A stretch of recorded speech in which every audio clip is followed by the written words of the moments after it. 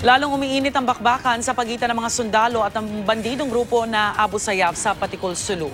Para masukol ang mga bandido, nagpakawala na ng artillery fire ang mga sundalo. May live report si June Veneracion. June. Rhea, madugo ang naging resulta ng labanan sa pagitan ng militar at Abu Sayyaf dito sa Sulu kahapon. Nandito kami ngayon sa headquarters ng 35th Infantry Battalion ng Philippine Army, isa sa mga unit na napalaban kahapon sa Abu Sayyaf kung saan 15 sundalo ang patay.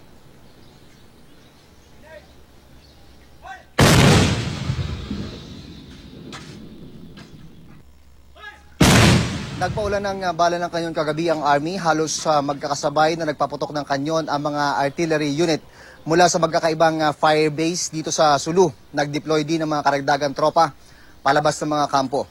Ito ay kasunod ng madugong labanan ng Army at Abu Sayyaf dito sa bayan ng Patikul. At sa pinakalitas update na nakuha namin mula kay Brigadier General Arnel de la Vega, ang commander ng Joint Task Force Sulu, umakyat na sa 15 sundalo ang patay at 10 ang sugatan.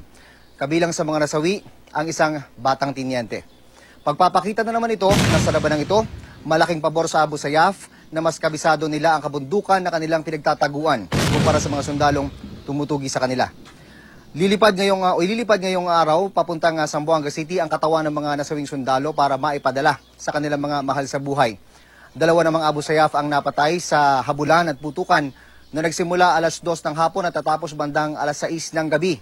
Tinatayang nasa 70 Abu Sayyaf ang nakalaban ng 35th at 21st Infantry Battalions ng Army. Nagsimula itong operasyon noong Biyernes at sa ngayon 23 Abu Sayyaf na ang napapatay. At ito nga, meron ng 15 sundalo ang nalagas. Ang main objective ng operasyon, mailigtas na natitirang 23 bihag ng Abu Sayyaf at makuha patay man o buhay ang kanilang mga leader sa pangunguna ni Radulan Sahiron. Dahil naman sa tumitinding opensiba, higit 500 pamilya na ang lumikas para makaiwas sa labanan. Ngayong araw naman ito, Rhea, ay inaasahang darating dito sa Sulu ang top military commander ng AFP Western Mindanao Command, si Lieutenant General Mayoralgo de la Cruz, para kumustahin yung mga sugatang sundalo, pati na rin kumustahin ang ongoing military operation dito. Rhea. June, may balita ka ba kung may planong gawin na iba ang militar natin, no? Para hindi tayo malagasan pa ng mga sundalo? Kasi lumalabas na 15 ba ang patay, tapos sa panig ng Abu Sayyaf, nito parang medyo marami-rami yung mga sundalo nating nasusugatan at namamatay. 23 yung Abu Sayyaf na napapatay, Rhea, nagsimula itong operasyon ng Friday. At ngayon nga, 15 yung nalaga sa panig ng Philippine Army. Isang araw na bakbakan lang yan. Ina-admit naman talaga ng Army na kung ang pag-uusapan lang naman ay mastery of the terrain, nasa Abu Sayyaf yan dahil yung mga fighters nila, dyan na lumaki.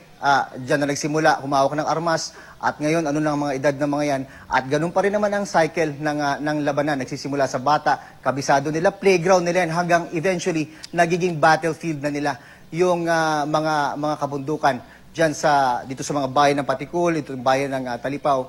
Kaya ang ginagawa din talaga nila dyan, ibababad mo yung mga tropa mo dun sa mga kabundukan para maski papano ay mahabol yung kaalaman ng mga tropa, nung nalalaman ng mga Abu Sayyaf na mga fighters na kung paano gumalaw dun sa kabundukan, maski paano magpapatas dun. Pero syempre, hindi pa rin maidideny na hanggang ngayon, ang lamang pa rin ay Abu Sayyaf kung ang pag-uusapan ay familiarity of the terrain. Rhea. Alright, pero June, sa obserbasyon mo, may pagkakaiba ba ngayon in terms of, let's say, gamit ng ating mga militar, yung suporta sa kanila? Kamusta?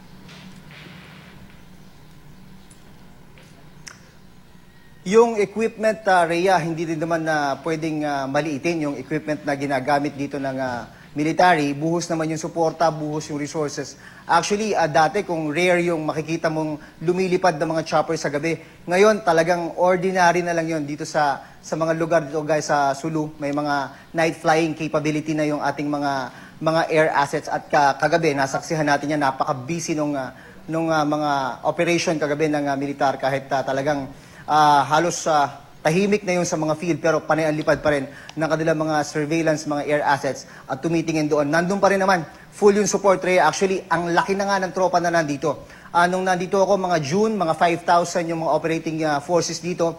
Ngayon, nasa 7,000 na. Ganito pagpapakita kung anong atensyon at resources yung binubuhos ng pamahalaan para matapos na itong grupong Abu Sayyaf na ito.